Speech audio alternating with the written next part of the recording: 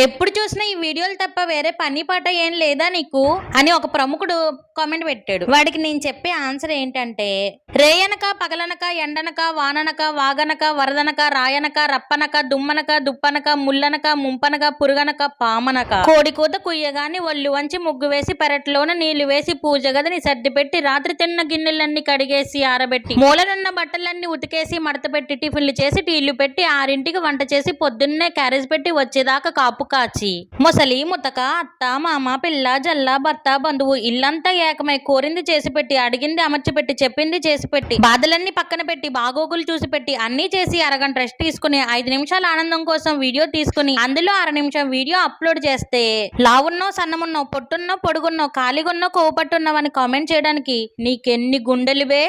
అమ్మైసా dialogue ఎలా ఉందో comment చేయండి. సరే గాని సబ్స్క్రైబ్ చేసుకోవడం మర్చిపోకండి. ఉంటాను.